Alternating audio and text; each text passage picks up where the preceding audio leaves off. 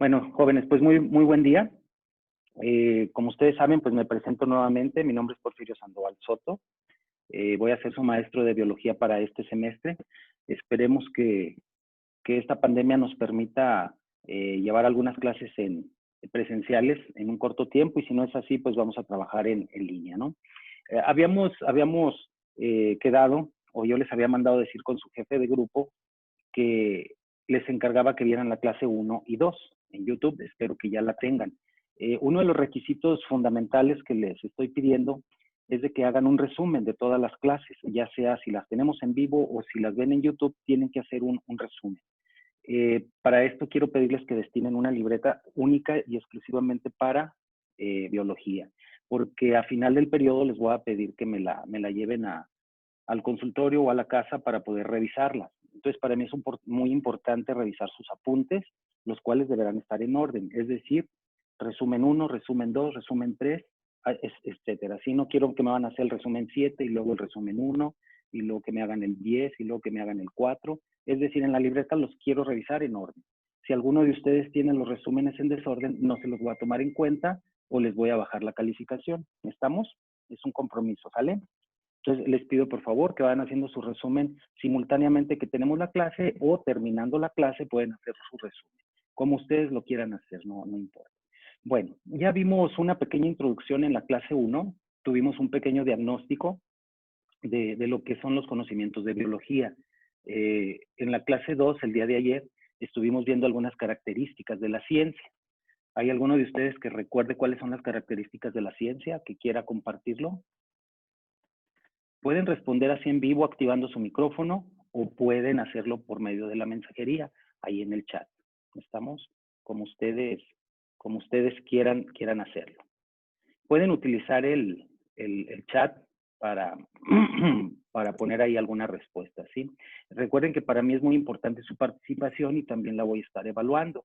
Quiero que participen conmigo, que la clase se haga dinámica, no quiero aburrirlos nada más estar yo hable y hable y hable. Para recordar un poco y ver si vieron la clase 2, me gustaría que me compartieran ahí en la mensajería alguna característica Yo, de la profe, ciencia. Sí, díganme. yo.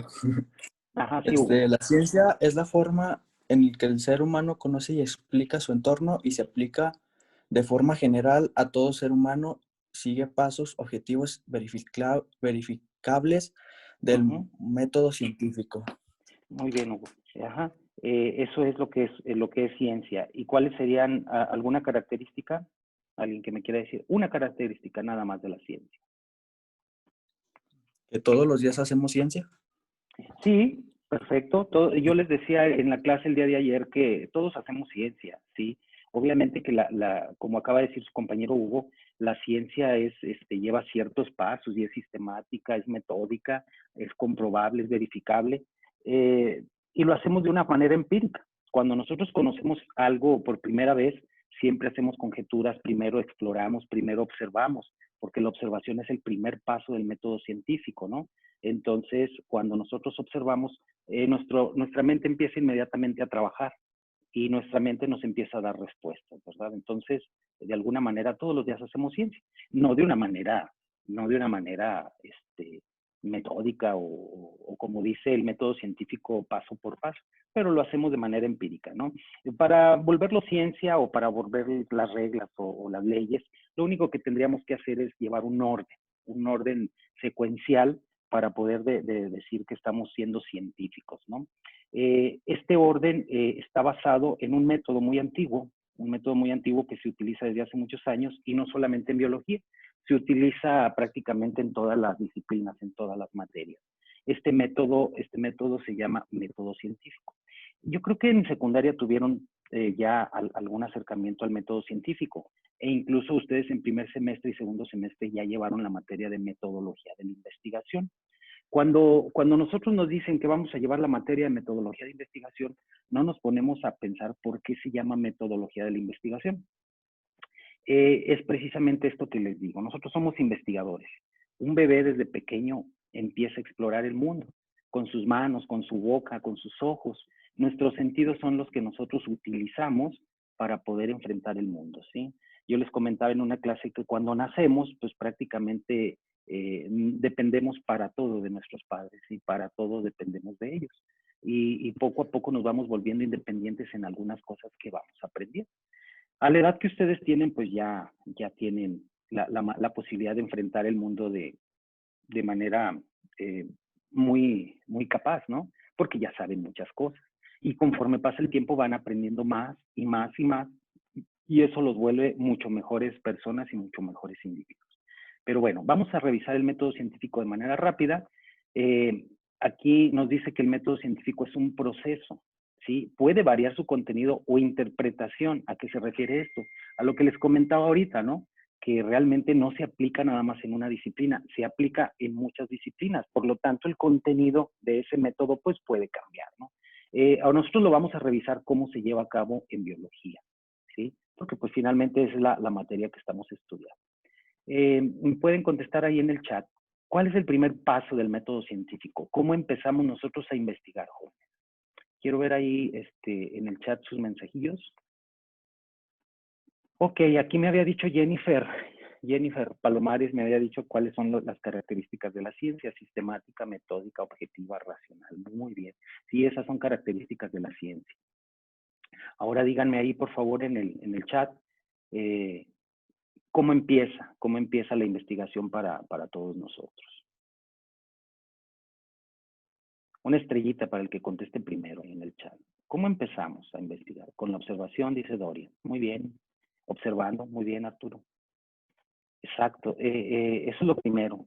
Para poder conocer un fenómeno, pues necesitamos primero verlo, ¿no? O a lo mejor escuchando. Mucho se ha comentado que la observación no solamente se da con los ojos. Que los acepten las clases, perdón, se me olvida. Ahí están admitidos. Luis Enrique Mendoza, Mónica Medrano, Jair. Sí, gracias por recordarme. Es que como oculté el cuadrito de los participantes, ahí están ya aceptados. Sí, entonces les decía, se ha comentado que la observación es solamente con los ojos, y no. Nosotros podemos también llevar a cabo la observación poniendo todos nuestros sentidos en juego, ¿sí? Podemos nosotros también poner nuestros oídos atentos para escuchar, y eso sería parte también de un mecanismo de observación, analizando el contexto del problema o situación. Muy bien, Edwin Matías. Sí, exactamente. El análisis, como usted dice, del contexto del problema, lo hacemos por medio de los ojos. No necesariamente nada más con los ojos, porque siempre cuando nosotros observamos, creemos que es nada más la observación por medio de la vista, y no. Es por medio de todos nuestros sentidos, que como ustedes saben, interviene el oído, interviene el tacto, interviene también nuestro olfato incluso, ¿no? Entonces, todo esto nos va a llevar a descubrir los fenómenos. Y ya es ahí donde nosotros empezamos a investigar un poquito más para poder llevar a cabo nuestro conocimiento, para poder integrar nuestro conocimiento. Bueno, aquí lo que dice en este texto, que es bastante, voy a intentar resumir, es que es al igual que otras materias, la biología pertenece a las ciencias experimentales. Nuestra materia se presta mucho a hacer experimentos. Es precisamente la manera en que los investigadores llevan a cabo sus conclusiones. Recuerden que la ciencia es verificable. Es decir, nosotros podemos verificar lo que estamos observando una y otra vez, y se supone que los fenómenos deben ocurrir exactamente igual que como lo planteamos, ¿no? Entonces, les decía yo, al principio, en la primera etapa, aquí dice que el método científico experimental tiene una naturaleza empírica. Esto se refiere, como les decía antes, ahí va Excel para adentro. Ahorita los estoy admitiendo a pesar de que ya es tarde, ¿eh? Ya en días posteriores vamos a dar nada más 5 minutos para entrar a la clase, aunque sea virtual deben ser puntuales, ¿sí? Aunque sea virtual, tenemos que estar puntuales en la clase. Ahorita ya vamos más de 15 minutos, pero bueno, no hay problema, es el primer día. Entonces les decía que al principio es empírico, lo que platicábamos ahorita, que hacemos ciencia de manera empírica, no necesariamente somos muy científicos o muy metódicos. Al principio, cuando observamos, empezamos a hacer conjeturas de manera totalmente empírica, esto es decir, sin seguir un sistema, sin seguir un método. Pero bueno, conforme vayamos nosotros trabajando el método científico, poco a poco lo vamos a ir sistematizando. ¿sí? Aquí están los pasos del método científico, ahí los pueden ver. El primero sería el planteamiento del problema.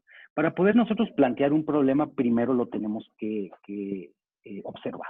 Entonces, ahí como está en el cuadrito a la derecha, en el esquema, ¿sí? La observación sería el primer paso para poder nosotros plantear un problema, una problemática que vayamos a investigar.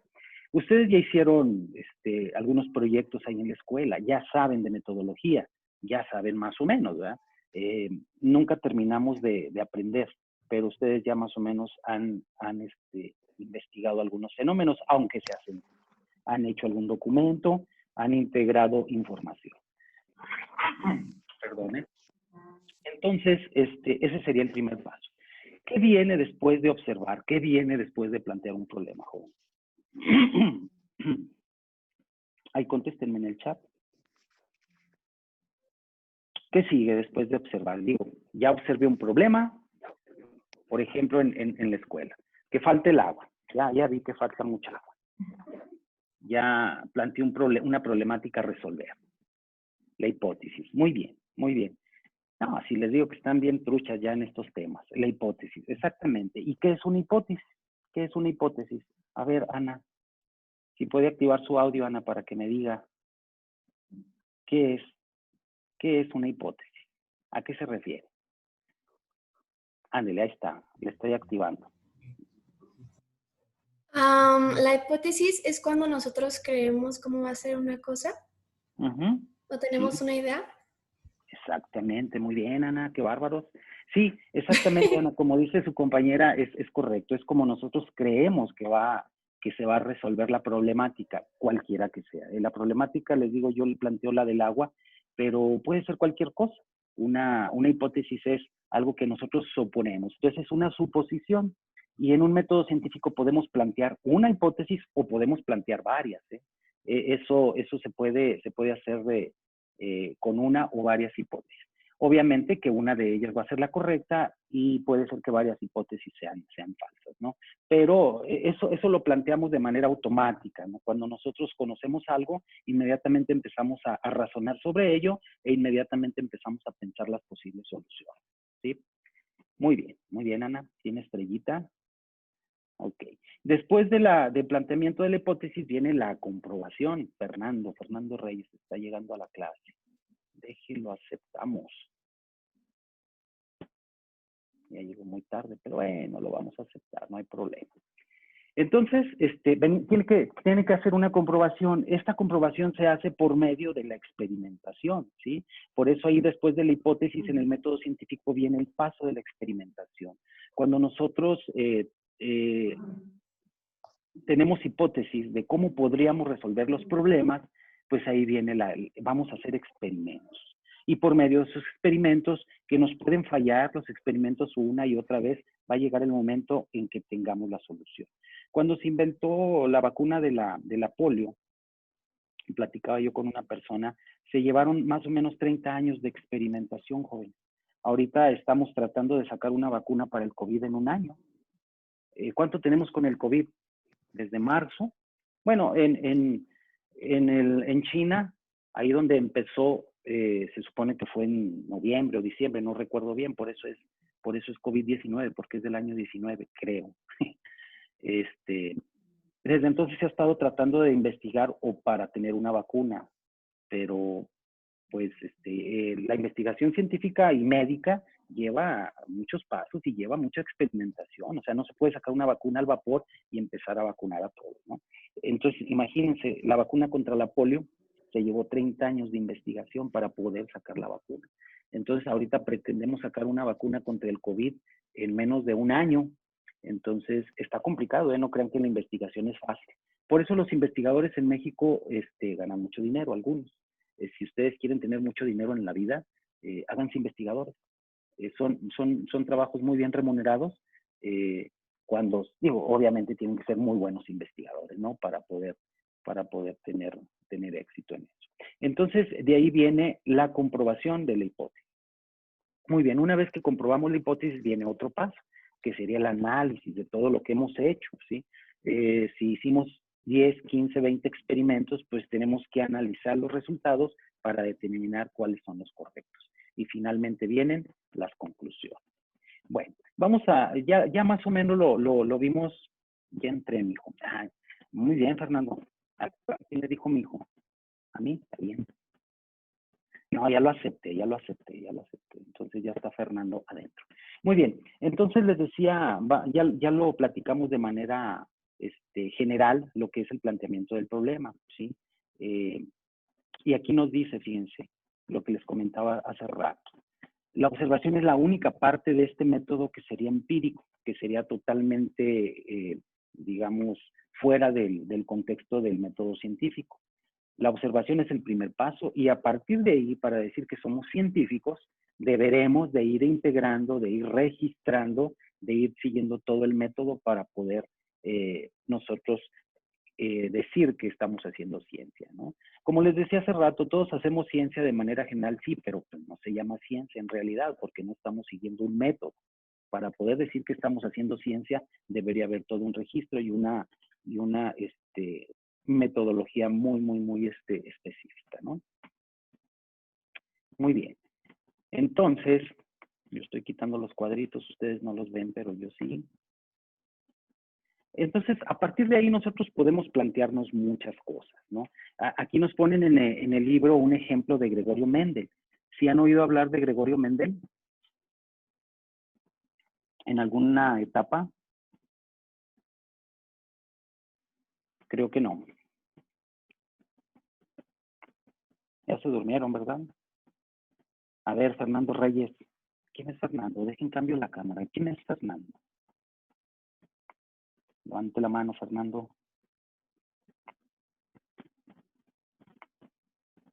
¿Quién es, Fernando? Es que estoy viendo de 6 en 6, estoy cambiando la cámara. No, pues no. Muy bien. Bueno, entonces, si no han oído hablar de Gregorio Mendel, él es el padre de la herencia. Está considerado como la primera persona en la historia que empezó a trabajar sobre lo que es los caracteres hereditarios, cómo se heredan las características de padres a hijos, de dónde surgen las diferencias, por qué si tenemos un papá güerito nosotros somos prietos, o por qué si nosotros somos güeros nuestros papás son morenos. O por qué tenemos características de nuestra mamá y de nuestro papá al mismo tiempo, o por qué tenemos hermanos tan diferentes. Entonces, Gregorio Mendel empezó a investigar todas estas características y trató de hacer un método, pero lo hizo con algunos vegetales. Entonces, él durante muchos años estuvo trabajando en esto y por eso se le considera el padre de la genética, ¿no? Entonces, él investigó para intentar hacer leyes de cómo se lleva a cabo la herencia de padres a hijos, ¿no? Pero, aquí dice que otros investigadores ya lo habían intentado explicar, ¿no?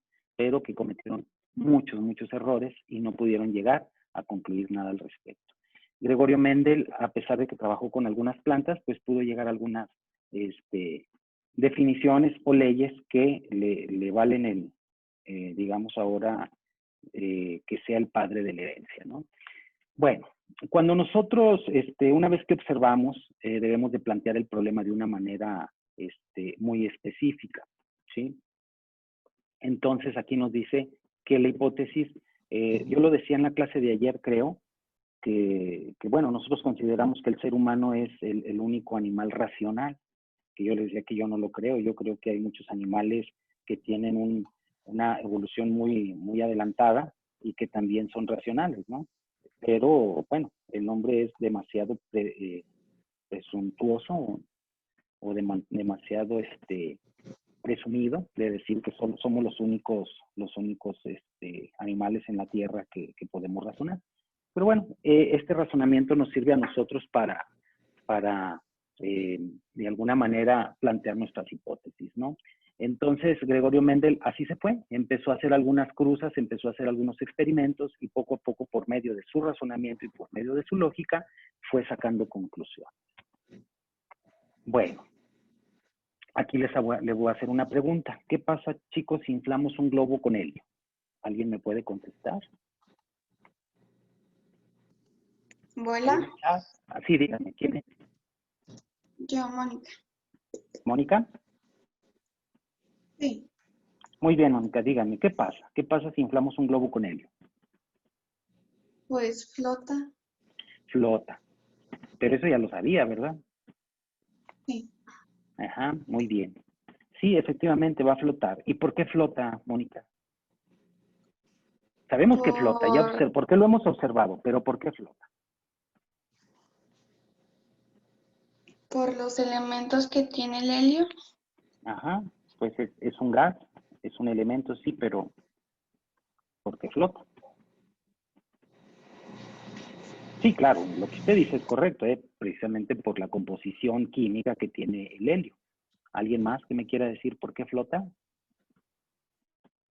Arturo, ¿está por ahí?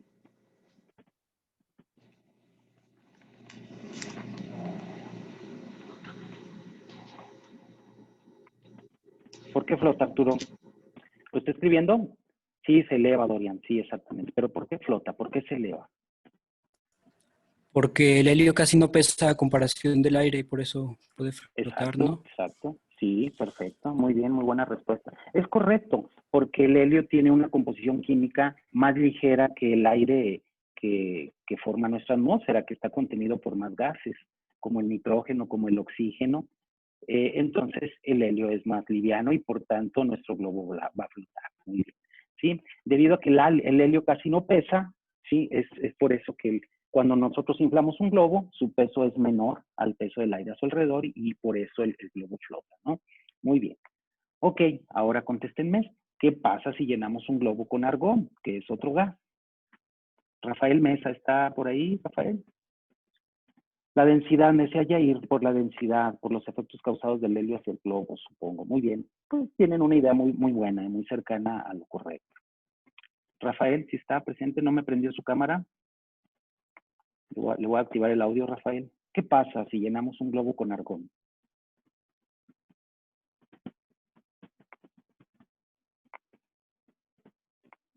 Ahora ya no está tan fácil, ¿verdad? ¿Han visto un globo con argón? No, ¿verdad?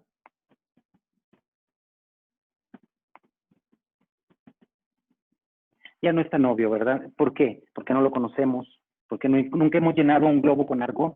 Nosotros hemos conocido en la vida el helio y sabemos que un globo con helio flota. Pero ¿qué pasaría si llenamos un globo con argón? Yo tampoco lo sé, se los confieso, yo tampoco lo sé qué pasaría. Entonces ahí está un experimento que podemos llevar a cabo. Primero, para conseguir el argón, no sé dónde se consigue, sé que se usa junto con el neón para hacer algunos colores en los anuncios luminosos. Para eso se utiliza el argón, pero no sé qué pasaría si llenamos un globo con argón. Entonces, ahí es donde hay un fenómeno nuevo y ahí es donde podemos nosotros aplicar el método científico. Tendríamos que llevar todos los... Fernando Reyes se volvió a salir. O hay otro Fernando Reyes, ¿no? Es el mismo. Entonces, ahí es donde tenemos otro fenómeno para investigar. Cuando nosotros conocemos es porque ya tenemos la experiencia, es porque otra persona investigó por nosotros, pero hay muchos conocimientos todavía por descubrir y lo vamos a ir viendo poco a poco, ¿no? Entonces, no sabemos qué pasa con el gas argón, no sabemos qué pasaría si llenamos un globo con él. Probablemente lo podamos hacer si regresamos a clase. Bueno, la comprobación de la hipótesis. Bueno, una vez que ya llevamos los pasos anteriores, llegamos a la comprobación, ¿sí? Aquí necesitamos tener experimentos, diseñar planes de trabajo, diseñar técnicas, tener herramientas, necesitamos un laboratorio donde podamos controlar los experimentos, aparatos de medición, etcétera, etcétera, para poder repetir el experimento cuantas veces sea necesario hasta comprobar nuestras hipótesis, ¿sí? Entonces, aquí lo dice, la comprobación de una hipótesis científica debe repetirse varias veces bajo las mismas circunstancias. Es decir, cuando nosotros utilizamos, no sé, 10 mililitros de agua en un experimento, tenemos que utilizar 10 mililitros de agua de manera continua y no cambiar los contenidos para poder obtener los mismos resultados. ¿Estamos? Entonces, a eso se refiere. Y finalmente nosotros llegamos al punto en que si ya hicimos los demás pasos y los experimentos, pues va a llegar un momento en que tenemos que analizar, sintetizar y confrontar todos los resultados hasta llegar finalmente a las conclusiones. ¿sí? No me estoy deteniendo mucho a leer porque si no nos tardaríamos mucho en la clase. Recuerden que es de 40 minutos. ¿Vale? Entonces, de todo esto que hemos platicado, va a llegar un momento en que por medio de nuestra capacidad de razonar, de nuestra capacidad de sintetizar, pues vamos a obtener resultados, ¿no? Y esos resultados van a ser los que nos van a permitir nosotros llegar a conclusiones, ¿sí? Entonces, en esta tablita, en la tabla número 1 que ustedes tienen ahí en su libro, pues se resume un poquito lo que es el método científico experimental. Recuerden que nuestra ciencia es experimental, por tanto, nuestro método científico es experimental, ¿sí? Entonces, ahí está todo lo que platicamos ahorita ya resumido. Les sirve para su resumen. Bueno, aquí les voy a pedir una tarea, chicos. Esta es una tarea. Aparte del resumen que me van a hacer, vamos a encargar la primera tarea de esta semana, ¿sí? Tienen que investigar en fuentes confiables de información las características de las ciencias experimentales, ¿sí? ¿A qué se refiere con fuentes confiables? Recuerden que no toda la información que está en Internet es correcta, ¿sí? Entonces, yo les sugiero que busquen el Google académico, ¿sí? Es una herramienta muy buena, el navegador de Google, pero muchas veces tiene muchas cosas que no son correctas o que son, no, de alguna manera no están comprobadas. Puede decir muchas mentiras y nosotros no las creemos, pero la página académica es así. ¿Puede repetir la pregunta? No, ya se me pasó, no me acuerdo cuál pregunta era, Rafael, disculpe. Entonces, esta sería la tarea 1, ¿sí? Primero, paso 1, vamos a investigar en fuentes confiables las características de las ciencias experimentales, ¿estamos? Incluyendo las de las ciencias biológicas, así como los beneficios que estas ciencias han aportado a la sociedad. Y van a elaborar un resumen. Y en el paso 2, de esta información que ya resumieron, van a hacer un organizador gráfico. Recuerden que todas las tareas son en su libreta, ¿sí? Y aquí quiero que hagan una comparación. A lo largo de la historia, la biología nos ha ayudado a hacer muchas cosas buenas, ¿no? Pero también la biología nos puede ayudar, o nos puede perjudicar en muchas cosas, ¿no? Entonces, tratar de investigar, jóvenes, cuáles son los beneficios de la biología y cuáles son los maleficios de la biología, ¿no? Les voy a poner un ejemplo muy rápido. Un beneficio muy grande que hemos tenido a través de la historia en las ciencias biológicas son las vacunas. Son las vacunas porque eso ha evitado que mucha gente muera, ¿no? Pero también uno de los perjuicios grandes de la biología pudiera ser el manejo que se le ha dado a las razas animales, por ejemplo a los perros. Ustedes saben que genéticamente los han manipulado mucho y hemos logrado perros muy bonitos, pero son perros que tienen muchos problemas de salud. Por ejemplo, el bulldog apenas puede respirar, apenas puede caminar, y son perros que viven muy poco, aproximadamente 6, 7 años, ¿no? ¿Por qué? Porque los hemos manipulado demasiado. Y como especie nosotros manejamos o manipulamos genéticamente a otras especies y nos creemos con el derecho de manipularlas y de perjudicarlos cuando no debería de ser así, ¿no? Ese es nada más un ejemplo y ustedes pueden buscar algún otro, ¿no?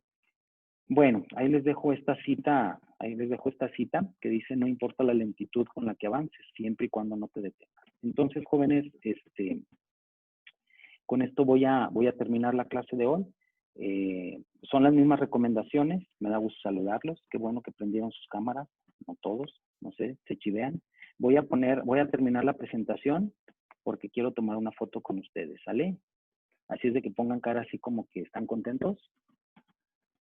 Que voy a tomar una foto, Dejen amplio la pantalla. Ok.